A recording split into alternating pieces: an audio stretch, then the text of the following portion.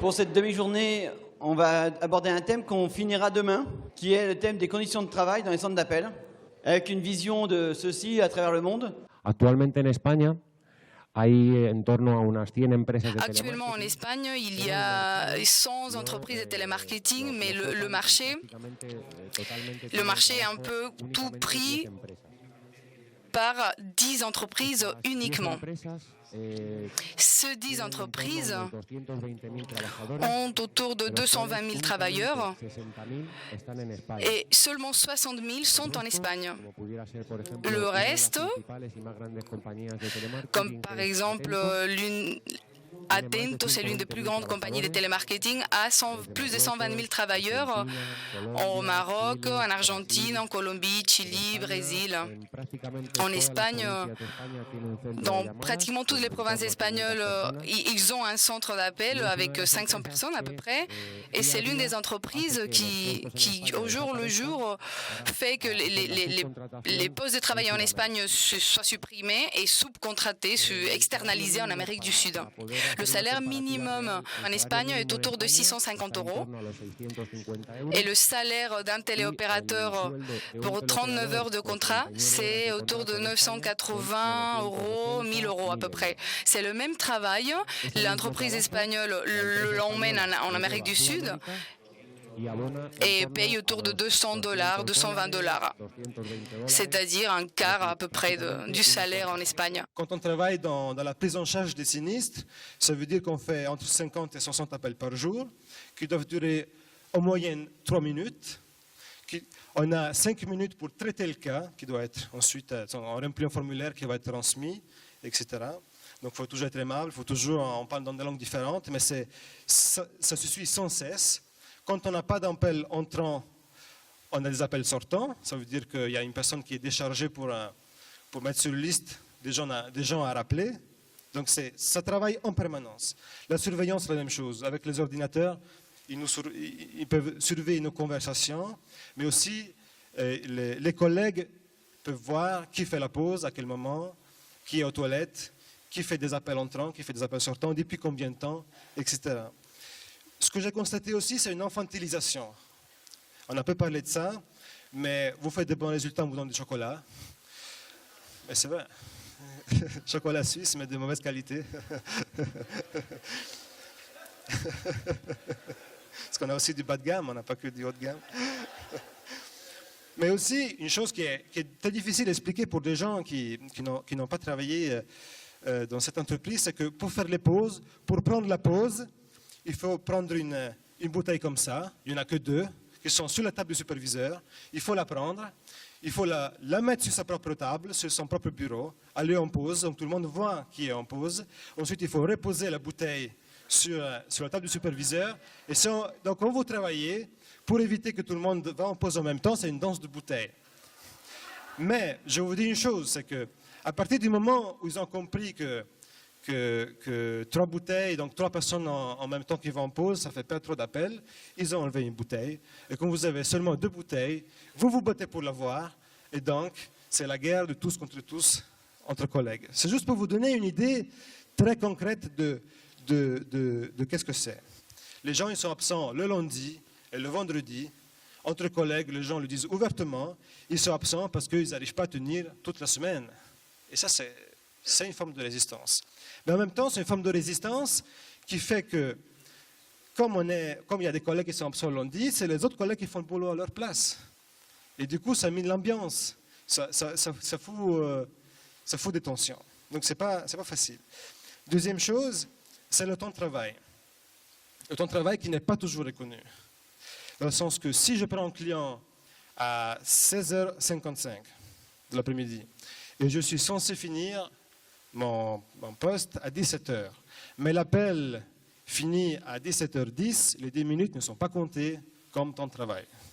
Voilà, et là, on ne peut rien faire. C'est l'encadrement militaire, les gens ont peur, on ne peut pas dire non, c'est un règlement, il y a un règlement de l'entreprise qui dit non, c'est à partir de la demi-heure qu'on compte les heures supplémentaires. The people in the call center Les personnes travaillant dans les centres d'appel gagnent souvent presque moins que le salaire minimal, ce qui est très étrange dans un pays comme le nôtre. employers all the time telling me Les employeurs disent tous on ne peut pas faire beaucoup parce qu'on ne peut pas investir dans des employés qui vont quitter l'entreprise rapidement.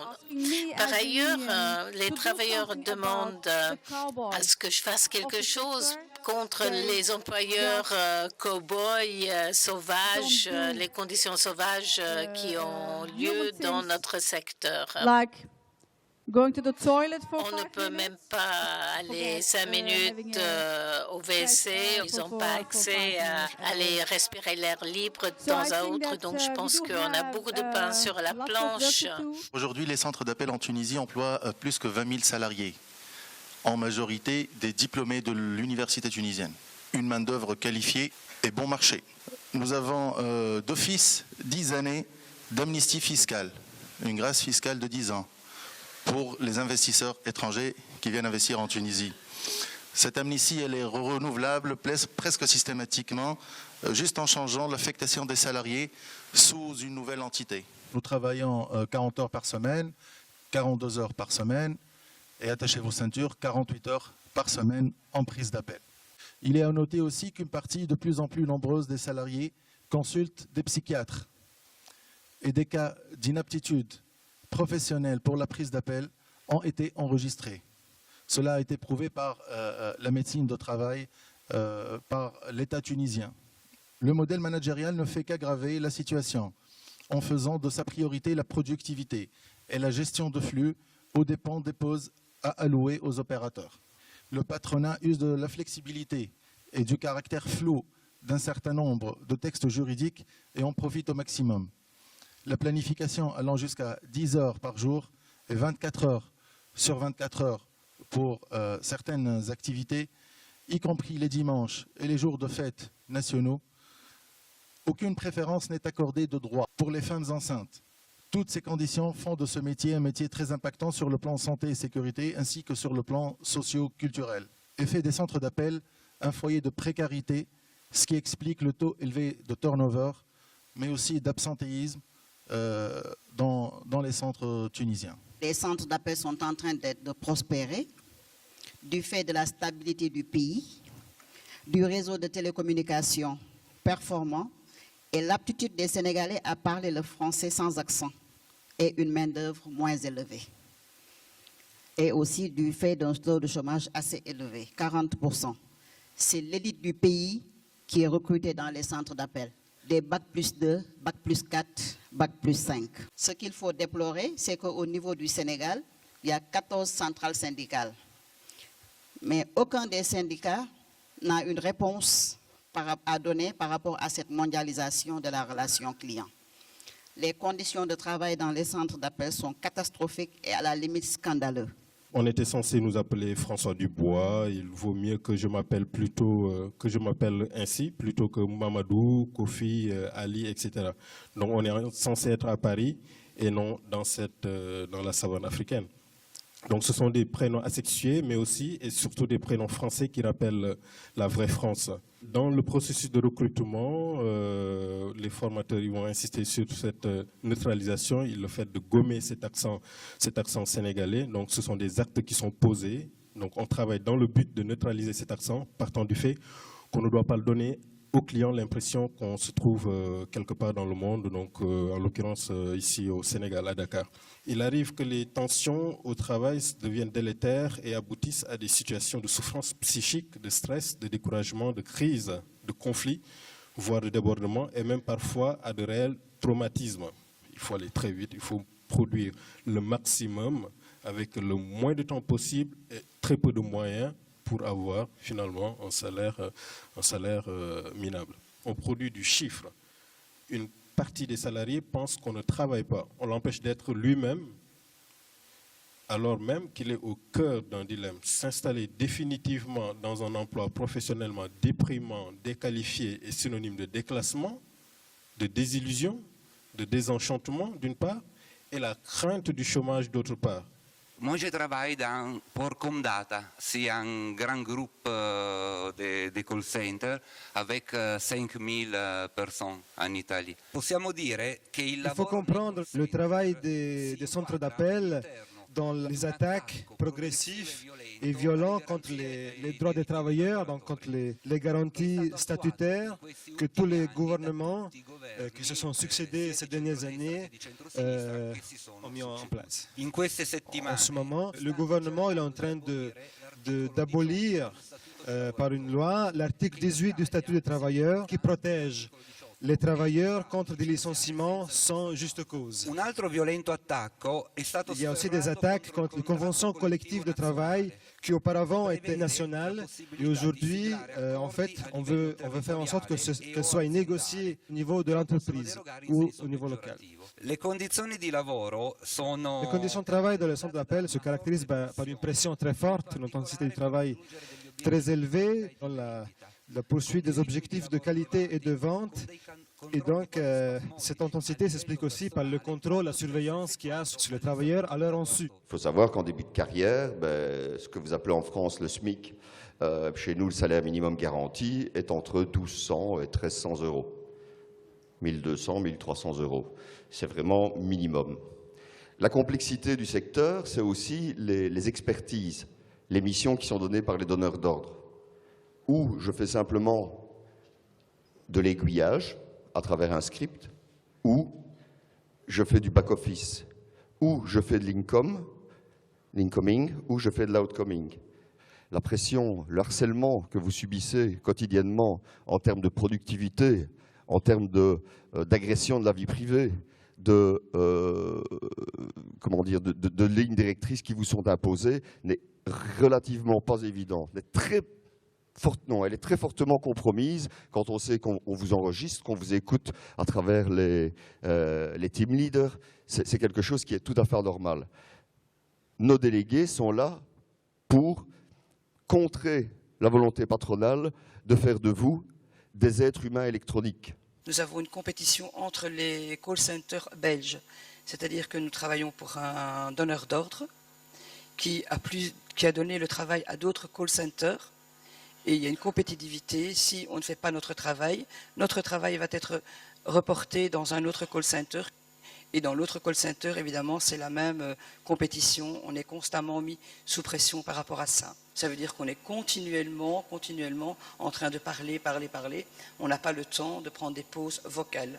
Je suis moi-même victime du travail call center au niveau de la voix. Je ne peux plus être au téléphone. Je sais qu'en Europe, c'est reconnu comme maladie professionnelle. En Belgique, on en parle un peu, mais uniquement dans le corps enseignant. Mais c'est de toute façon pas reconnu comme maladie professionnelle. Alors, la première revendication que j'aurais, moi, par rapport à nos employeurs, c'est une pause entre les appels. Et pas de 15 secondes, comme j'ai entendu là tout à l'heure, mais bien au moins d'1 minute. In South Africa, we don't have a minimum wage for call center industries. Il n'y a pas de salaire minimum en Afrique du Sud pour les centres d'appel et donc chaque centre d'appel décide de combien il va payer ses employés. Un autre problème auquel nous devons faire face, c'est qu'il n'y a pas de retraite, il n'y a pas de pension de retraite dans les centres d'appel. L'année dernière, on a réussi à négocier pour un de nos centres d'appel les plus importants. On a donc pu négocier à avoir une pension de retraite et également des prestations en cas de handicap. En ce qui concerne la discipline, ce sont en général des auditions de discipline, des auditions disciplinaires extrêmement dures.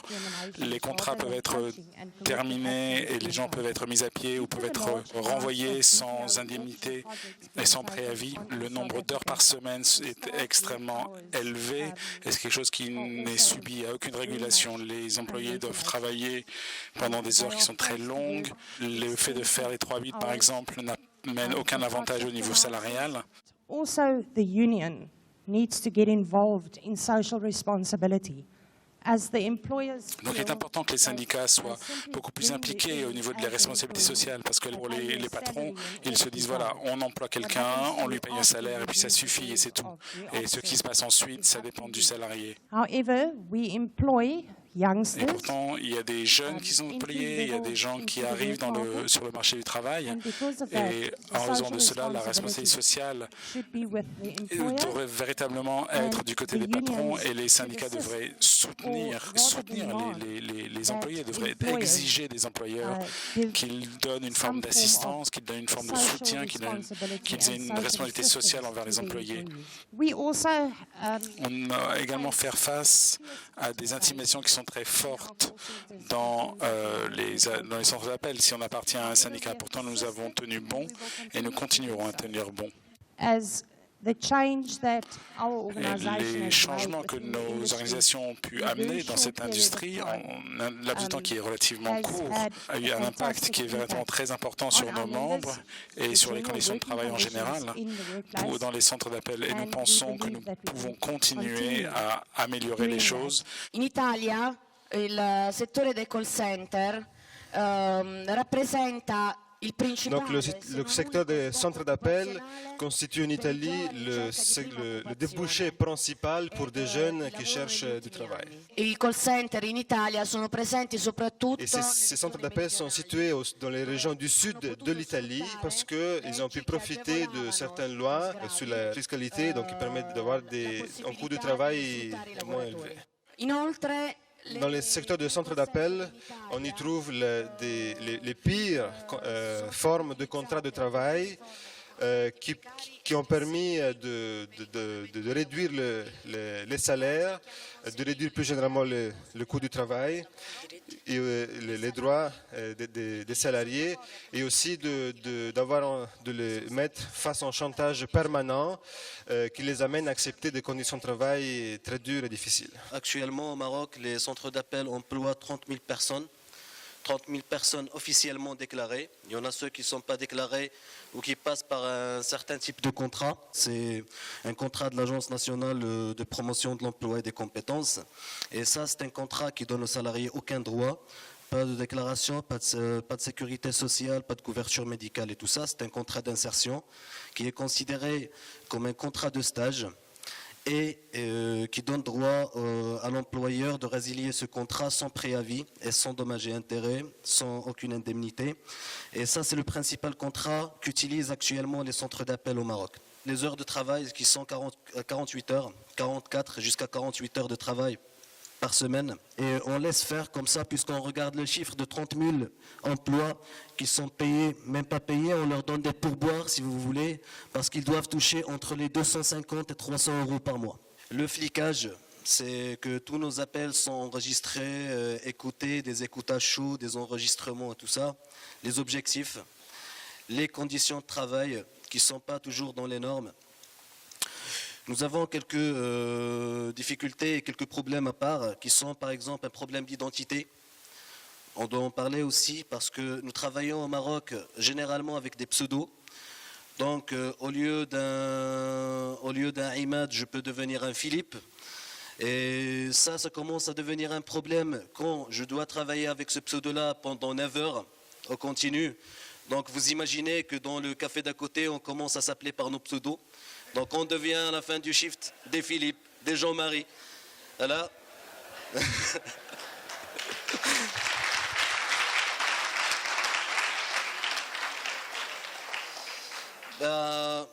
D'autres problèmes concernant l'identité marocaine, parce que je veux y revenir, parce que ça me tient à cœur. Par exemple, au Maroc, le jour de l'Aïd, surtout la fête du mouton, si vous connaissez, c'est là où les musulmans ils égorgent leurs moutons. Ce jour-là, il est travaillé parce que le client final en France, il ne sait pas que c'est un jour férié. Par contre, Imad, il a un jour férié, Mardi Gras et Noël, qui ne veut pas dire grand-chose pour nous. Mais nos jours fériés à nous, que ce soit religieux ou nationaux, ils sont des jours où on est staffé parce que le client final en France, on doit synchroniser avec lui. C'est un travail extrêmement d'aliénation très importante. Il y a eu des études qui ont été réalisées à l'université de Cordoue. C'est le syndrome de la tête brûlée. Ça a été étudié à l'université de Cordoue, ces symptômes provoqués dans les call centers. Appena se installa il servizio a fines del siglo XIX, En 1904, il y a eu un médecin catalan qui habitait en Argentine, a fait une analyse de l'état des classes ouvrières. C'est une étude sur la classe ouvrière argentine. Il a étudié la situation des call centers. En 1904, ça a déjà été fait. C'est docteur Juan Gale Massé. Il dit qu'au bout des 5 heures de service, ces têtes ne gouvernent plus, le public s'énerve et les défie. Et ils sortent du travail avec la partie inférieure du corps, avec des douleurs, les bras cassés, la tête folle. Un tel opérateur ne peut pas travailler plus de 6 heures par jour. Il y a une forte concentration de l'emploi dans certaines villes de la République argentine, surtout Buenos Aires et à Cordoue.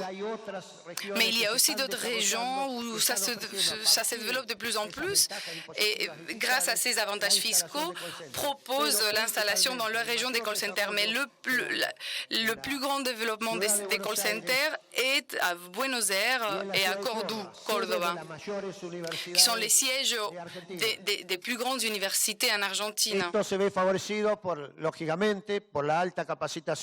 Forcément, l'importante formation du personnel facilite ces installations dans ces régions. Concernant la lutte pour les conditions de travail,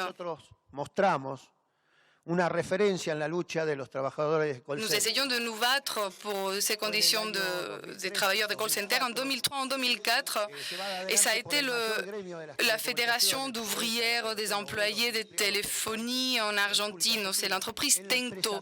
Et ils ont mené une lutte qui a obtenu que le ministère du Travail signe qu'il reconnaît la reconnaissance de la profession des employés de téléphonie.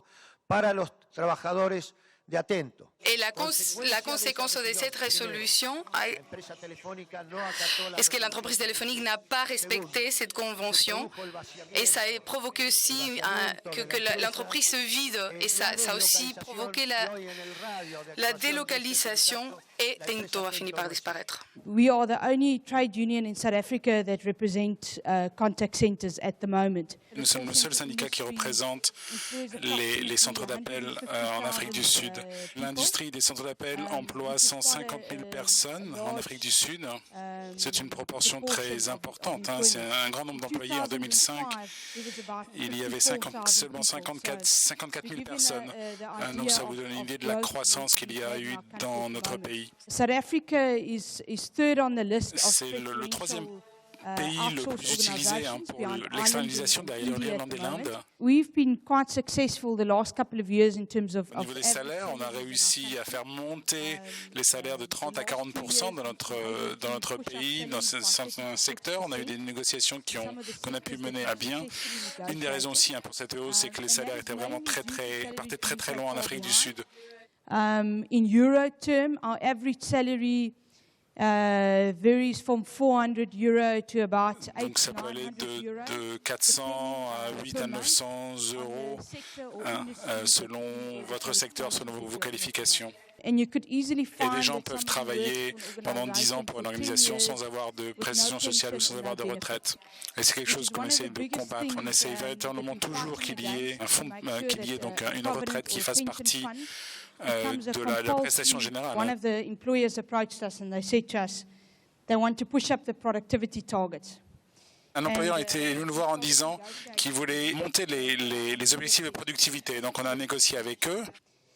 The employer insisted, so what we did is... Et nos membres ont dit non, on ne pouvait pas, c'est trop élevé. L'employeur a insisté et on s'est rendu compte qu'il fallait avoir des moyens un peu plus créatifs de parler avec les employeurs. Human resource managers and people from the trade union. On a dit, on vous pose un défi, si vous, le directeur des ressources humaines, le directeur, les syndicalistes, si on réussit à atteindre ces cibles, on sera d'accord. Sinon, voilà. I can tell you, it was a lot of fun, and guess what? The targets weren't reached. Et je vais vous dire, les objectifs étaient impossibles à atteindre. Et parfois, il faut trouver des façons un petit peu différentes de négocier. Et il est important parfois que le management comprenne bien qu'ils doivent descendre jusqu'au niveau des gens ordinaires qu'ils emploient, et de voir ce que les gens subissent, ce que les gens font au niveau quotidien. Et parfois, c'est important de réussir à les faire descendre de leur piédestal, qu'ils puissent s'asseoir à côté des agents des call centers et de voir ce qui se passe. Ce colloque, il est vraiment génial dans le sens où on a une photo internationale où on se rend compte que les dirigeants appliquent la même méthode, avec plus ou moins de force dans certains pays. C'est une photo qui est assez terrifiante quelque part, parce que c'est peut-être le monde se réveiller, de se dire que plus tard, ça peut nous arriver aussi. Les extrêmes qu'on voit au Maroc, etc., et ainsi de suite, ça touche énormément. D'autre part, on parle d'animation commerciale. Je suis animateur commercial. Je rejoins complètement l'infantilisation, je trouve ça complètement débile. C'est-à-dire qu'on demande aux gens d'aujourd'hui d'avoir une force mentale très forte pour faire ce métier qui est d'une part aliénant, et d'autre part on les embarque dans un système pour les rendre gaga. J'ai peur des conséquences dans 20 ans de ces gens-là, dans 20 ans ce qu'ils vont devenir, parce que franchement, ce métier, comme le disait tout à l'heure le monsieur, est un métier fantastique, mais malgré tout, il est terrifiant à la fois en même temps. Donc je crois que le rôle aujourd'hui de tous les syndicats qui sont présents ici, c'est de renforcer justement la parole du syndicat au sein des entreprises, malgré le taux de turnover qu'il y a dans les entreprises, ce qui fait qu'on a du mal à avoir des adhérents, mais on doit bien exprimer le message. Il est fondamental ce message. On est peut-être aux prémices peut-être de la fin du syndicalisme si on continue comme ça, quoi. Alors je n'ai pas l'air optimiste, hein, mais ce que je vis aujourd'hui chez CCA n'est vraiment pas cool. On a les crises de l'âme, comme on le disait tout à l'heure, les gens qui ont des problèmes psycho, mentaux, etc. La drogue qui s'installe énormément. Ça fait vraiment peur. Et on ne peut pas laisser continuer ce message. Donc je suis très solidaire avec tous les gens qui sont là aujourd'hui. Bravo pour ce que vous faites. Et je pense qu'on doit aussi donner l'exemple. Comme dans beaucoup de centres d'appel, que ce soit en France ou à l'étranger, les centres d'appel sont majoritairement féminins.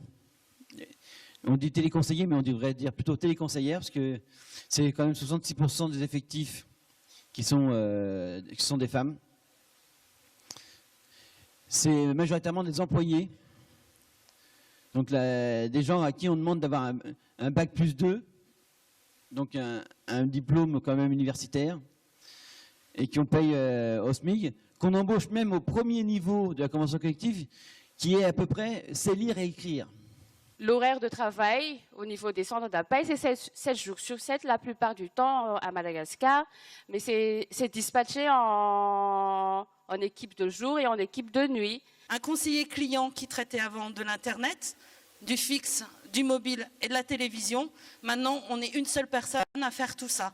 Donc c'est vrai que c'est hyper dur, on n'a aucune reconnaissance au niveau promotion, on essaye effectivement parce qu'on dit il faut ingurgiter toutes les applications, il faut ingurgiter tout ce qui est la technique et la vente de l'Internet, du fixe, du mobile, et c'est super dur et l'entreprise ne veut pas le reconnaître. Il faut savoir, quand je suis arrivée en centre client, en centre d'appel, on était à 50% de turnover au niveau des intérimaires. On contrôle les salariés, il faut qu'ils badgent pour entrer à l'entreprise, pour entrer dans son service, pour sortir fumer. Il y a tout le temps un contrôle systématique.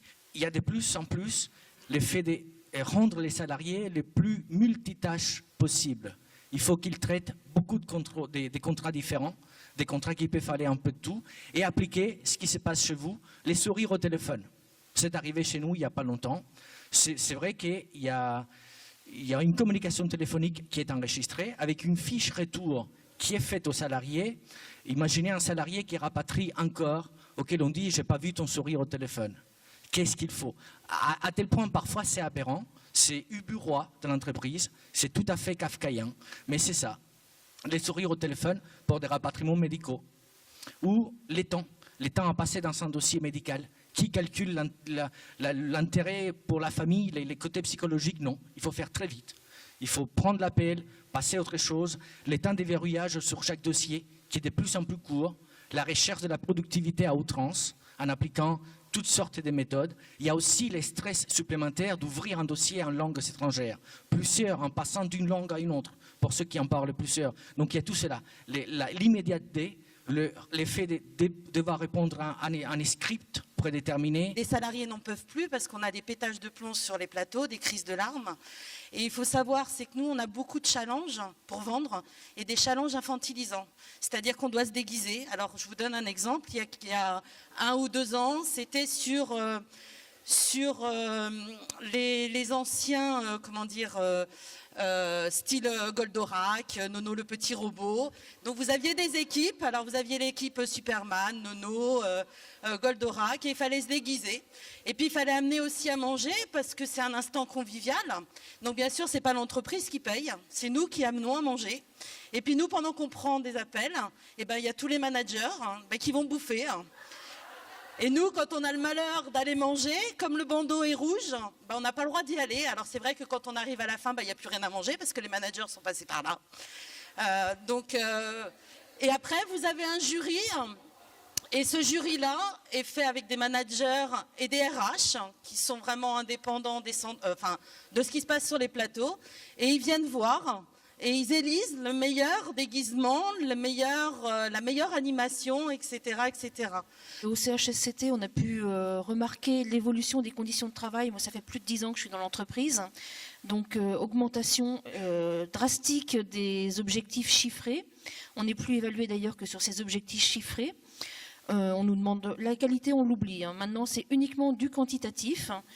Pareil, on a le même profil que les centres d'appel, c'est-à-dire du temps partiel, beaucoup. Une grande majorité de femmes également, puisque c'est plus facile de les faire passer à temps partiel.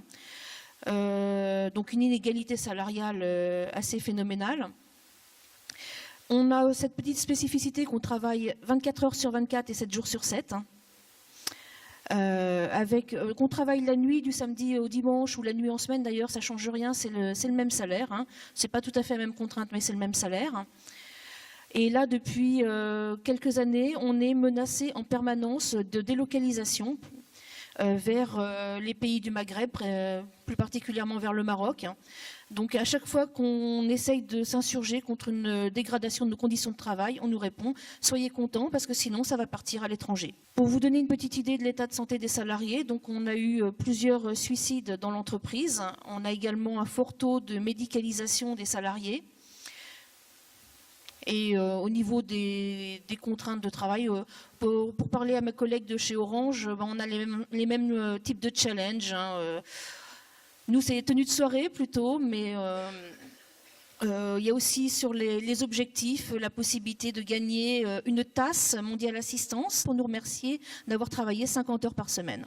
Pas beaucoup de salaire, c'est beaucoup de restrictions, on est fliqué, comme tout le monde le dit depuis tout à l'heure. Beaucoup de monde se pend, se sentent malades. Il ne faut pas oublier aussi qu'il y a aussi du long terme, la vue, la surdité, il ne faut pas l'oublier, ça au fur et à mesure du temps. Je pense que sur le fond, le métier dans les centres d'appel, etc., il existe réellement. C'est simplement l'objectif, quand on parle de cœur de métier ou n'importe quoi, l'objectif des boîtes qui est de gagner des sous qui fait que ce métier n'est pas exercé comme il devrait être. Quand j'étais petit, à l'école, là, à la fac, on racontait, là, j'apprenais, il y avait des sociologues du travail qui prévoyaient qu'en 2000, les ouvriers, les nouveaux ouvriers, eux, passeraient leur temps à surveiller les machines et que les machines feraient le travail. Alors c'est rigolo parce que dans les centres d'appel, qui sont la nouvelle classe ouvrière, c'est exactement le contraire qui se passe. C'est les machines qui surveillent les hommes. Alors évidemment, derrière les machines qui surveillent les hommes, il y a d'autres hommes. Mais fondamentalement, la perversion, ça a été le renversement de ce qui était prévu. Le taylorisme, c'est, on dit aux salariés ouvriers, vous ne pensez pas, il n'y a que votre corps qui importe, les gestes que vous faites. Tandis que là, c'est différent. On dit aux gens, vous n'êtes plus qu'une machine à parler. Ce n'est pas que vous n'ayez plus à penser, c'est vous avez à murmurer les mots qu'on vous souffle. Alors par derrière, bien sûr, il va y avoir des technologies terribles de contrôle. Le double appel, l'appel mystère, le contremaître qui est là pour vérifier qu'on a bien la client attitude, etc. Mais fondamentalement, ces technologies de contrôle n'ont que pour but de vérifier que vous respectez bien les scripts. Ce qui me fascine dans les centres d'appel, c'est que c'est là où se forment les technologies modernes de domination du cerveau. Non plus de main-d'œuvre, il ne s'agit plus de main-d'œuvre, ni de bras, ni de muscles, il s'agit de tête. Et je vois ça se répandre partout aujourd'hui. Vous avez des vendeuses dans des grands magasins qui ont un petit micro où on enregistre ce qu'elles vont dire et après on fait un débriefing comme dans les centres d'appel. Et je vois tout ça se répandre aussi dans ce qu'on appelle la relation client, mais en dehors des centres d'appel, là où on reçoit physiquement des personnes, de plus en plus il y a des scripts imposés exactement comme ce que chez vous on a expérimenté. Les représentants du personnel dans les entreprises d'une certaine taille, donc plus de 50 personnes, peuvent demander l'aide d'un expert extérieur, et c'est le métier de mon cabinet, dans 2 situations. Donc ils peuvent le faire s'ils considèrent qu'il y a un risque grave pour la santé des salariés. Donc dans les centres d'appel, c'est principalement des sujets liés au stress, en général, mais ça peut être des cas de burn-out ou, plus grave, de suicide, ou bien en cas de réorganisation importante. S'il y a un centre d'appel qui déménage, des fusions, des réorganisations complètes, ils peuvent demander notre intervention pour les aider à faire un diagnostic des conditions de travail et à construire avec eux des propositions d'amélioration sur le terrain du travail. Alors, sur la question du stress, ce qui est important, c'est que la solution n'est pas recherchée dans la santé psychique des salariés. C'est-à-dire que les salariés, ils sont comme tout le monde. Des fois, ils sont en forme, des fois, ils sont fatigués, des fois, ils vont bien, des fois, ils vont pas bien. Et quelle que soit leur situation personnelle, l'employeur doit créer des conditions pour qu'ils puissent travailler sans altérer leur santé. Et on sait que ce n'est pas toujours vérifié, donc il faut aller voir pourquoi. Mais cette démarche, elle repose sur l'analyse du travail réel et l'écoute de la parole des salariés. Elle ne repose pas sur un diagnostic clinique du psychisme de chacun. C'est absolument pas comme ça qu'il faut procéder. Et puis on essaye aussi de s'intéresser à des données de gestion, parce que c'est aussi de ce côté-là qu'on va comprendre pourquoi un certain nombre de situations de travail vont être dégradées. Et puis quand on a terminé notre travail, donc on rédige un rapport écrit qui va être présenté à une réunion avec les représentants du personnel, la direction, le médecin du travail et, dans certains cas, s'il est disponible, l'inspecteur du travail. Et puis les propositions qui sortent de ce diagnostic, la direction doit y répondre, dire ce qu'elle en fait, si elle les met en œuvre, si elle les rejette et pourquoi. C'est assez difficile de parler de façon générale de ces conditions de travail parce que, comme il a été évoqué précédemment, les centres d'appel sont variables et très différents, selon qu'il s'agisse de centres sous-traitants ou selon qu'il s'agisse de centres qui sont en interne dans des grandes entreprises, selon qu'ils procèdent par appel sortant ou selon qu'ils reçoivent surtout les appels entrants ou qu'ils fassent les deux, qu'il y ait une partie délocalisée offshore, comme on dit chez nous, ou qu'il soit en France. Donc les situations sont relativement différentes, relativement variables, avec des déclinaisons plus ou moins fortes. Il me semble qu'il y a un fond commun qui rend compte de tout ce qu'on a entendu, c'est-à-dire des tensions, des pressions, de la souffrance, des atteintes à l'intégrité physique et mentale des salariés qui travaillent dans les centres d'appel, et donc des causes communes qui, me semble-t-il, proviennent du fait que l'organisation du travail sont en réalité hybrides. Elles souffrent d'un mélange de genres puisque cohabitent en réalité des logiques strictement tayloriennes d'organisation du travail avec d'autres logiques qui sont très différentes et qui en appellent à la subjectivité des salariés, à leur affect, à leurs émotions, à leur personnalité, aux dimensions les plus intimes de leur être. On trouve donc ces logiques inspirées tout à fait directement du taylorisme, qui sont des prescriptions, des temps d'intervention, des mots tout préparés dans des scripts qui laissent très très peu de marge de manœuvre, très peu d'autonomie.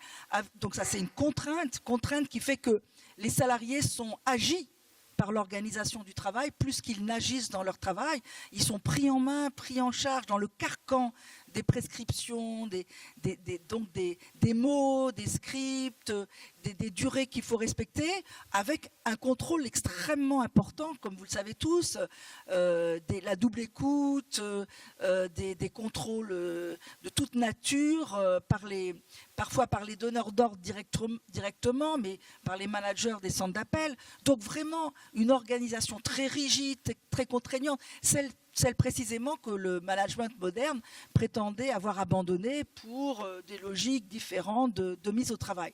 Donc il y a cet aspect-là dont on connaît les effets sur les salariés, c'est-à-dire ce sentiment d'être emprisonné dans la tâche, de n'avoir aucune capacité d'initiative, de liberté, etc., d'être contrôlé en permanence, de devoir atteindre des objectifs en permanence, et parfois même d'autres objectifs plus précis, plus ciblés pour avoir des primes. Bon, cet enfermement et en même temps une sorte de nécessité de faire appel, et ça c'est aussi suggéré, voire réclamé par le management, la nécessité de se mobiliser pour que l'interaction ne devienne pas démente, ne devienne pas une interaction folle au sens étymologique du terme, parce que complètement décalée par rapport à la réalité. C'est-à-dire sortir des mots prêt-à-porter qui n'ont rien à voir avec ce qui s'échange avec des personnes tellement différentes, il y a quelque chose qui est absolument absurde, véritablement absurde.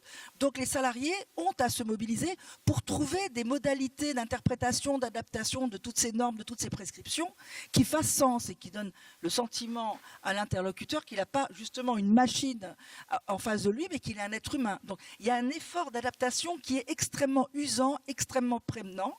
Cette dualité, ce qu'on peut appeler une hybridation, c'est ça qui est extrêmement coûteux, parce que d'un côté, il y a la non-reconnaissance de la qualification, de la compétence, il y a une sorte de déni du travail réel qui demande beaucoup d'efforts, beaucoup d'engagement, beaucoup de subtilité.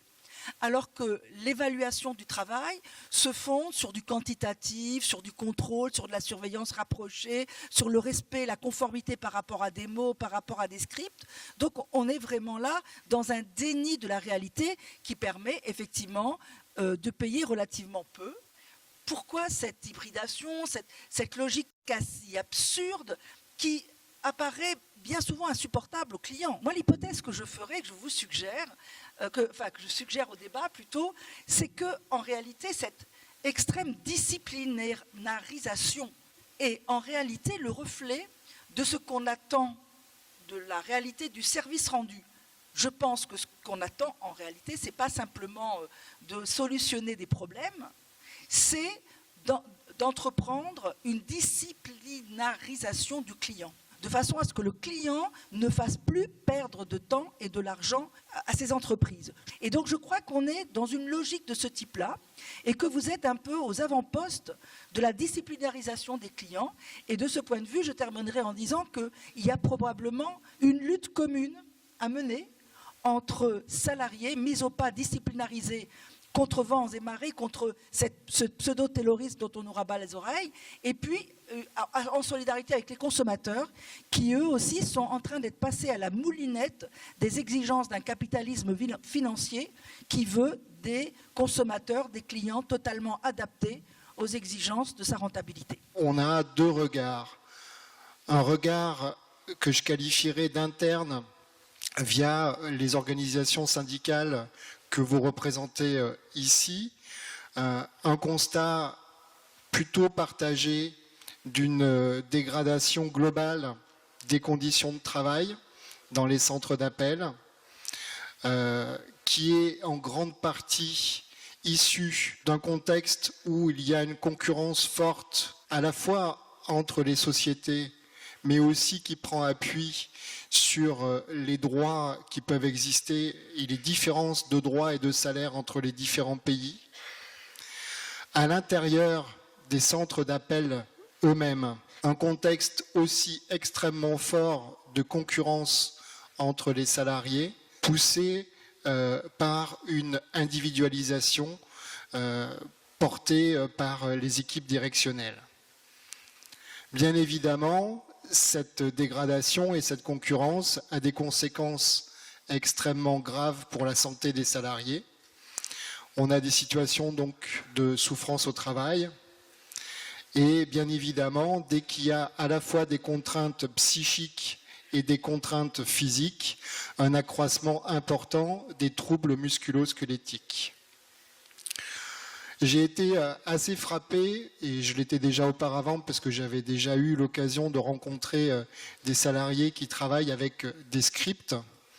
Je trouve, et enfin en tout cas c'est l'image qui m'est surgie hier, cette histoire de script me fait beaucoup penser au film de Stanley Kubrick, Orange Mécanique, où à la fin, pour essayer de soigner, entre guillemets, le héros, on lui impose une reconstruction de sa manière de penser, de sa manière de voir les choses.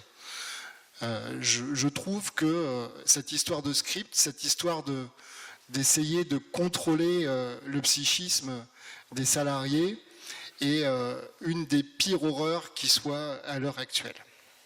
Si vous voulez pouvoir construire des actions syndicales fortes, que ce travail de téléconseiller soit valorisé, y compris par vous en interne, et qu'il puisse se construire dans une utilité sociale, parce que c'est que comme ça que vous pourrez combattre, à mon avis, l'existence des scripts et la négation de l'utilité sociale de votre activité de travail. Et si vous voulez pouvoir combattre les scripts, il me semble qu'il faut que vous puissiez construire et élaborer vous-même l'utilité sociale de votre travail, parce que c'est un travail, c'est un emploi qui mérite d'être valorisé, parce que vous êtes des hommes qui accomplissaient des tâches pour d'autres hommes et d'autres femmes, d'ailleurs, parce qu'il ne faudrait pas oublier les femmes dans cette histoire. Et je pense qu'il est extrêmement important, si vous voulez pouvoir mobiliser les salariés, qu'ils puissent se mobiliser parce qu'ils donneront du sens à ce qu'ils font et ne seront pas que des salariés de passage, comme c'est souvent le cas dans les centres d'appel. Le problème du métier de téléconseiller, c'est bien sûr un métier, même si c'est pas, vous l'avez beaucoup dit, c'est pas reconnu, c'est que c'est absolument pas le travail qu'on peut donner au premier venu. C'est absolument pas vrai. Donc c'est un travail qui est très compliqué. Et il faut, certains ont présenté comme une évidence, on dit, pour connaître ce travail, il suffit de nous demander. Moi, je ne suis pas d'accord. Je pense qu'il faut mettre en évidence la complexité de ce travail et que c'est difficile. Si on ne défend pas à la fois, dans le cœur même du travail, les conditions de travail, on ne peut pas défendre l'emploi.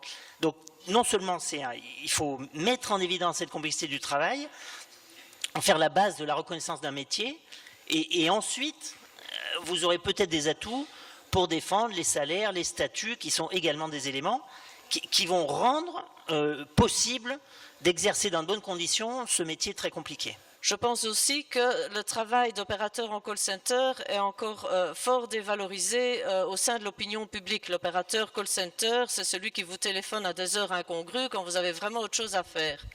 Et le consommateur ne se rend pas compte que lui aussi, il fait appel au service des call centers et qui téléphone aussi dans les call centers à des heures parfois très tardives.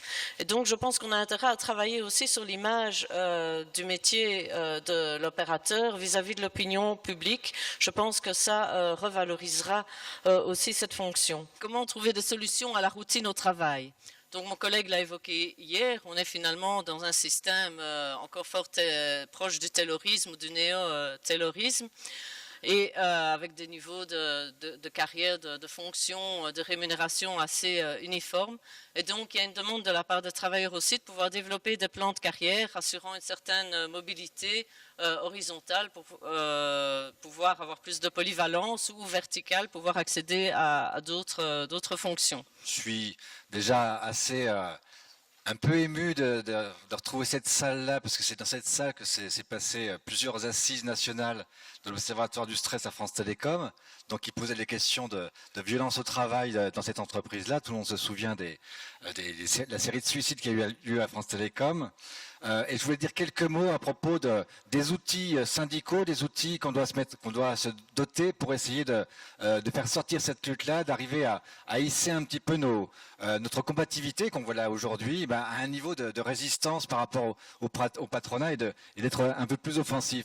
Ce qu'on peut dire, c'est qu'à France Télécom, nous avons vu, et peut-être de manière plus palpable que dans les centres d'appel où la population tourne beaucoup, nous avons vu arriver des nouvelles méthodes de management qui sont suffisamment décrites maintenant, mais qui à l'époque étaient très compliquées à apprécier, à comprendre pour des syndicalistes. Des méthodes basées sur l'individualisation, la violence, je le répète, au niveau salarial, l'individualisation, mais aussi dans l'organisation concrète, la pression sur les gens avec les moyens de contrôle par les nouvelles technologies de l'information, l'informatique, ce que vous connaissez dans les centres d'appel. Donc on a vécu tout ça, il a fallu réagir. À l'époque, nous étions confrontés à une chose, c'est que le mouvement syndical était désuni, pensait que cette crise larvée dans le monde du travail à France Télécom était due à un échec par rapport à la privatisation, mais n'arrivait pas à, en tout cas, faire un élan unitaire pour se battre la contre, et constater que les suicides étaient inquiétants, mais qu'ils étaient avant tout du domaine de l'individuel et quasiment de la relation, enfin, du privé.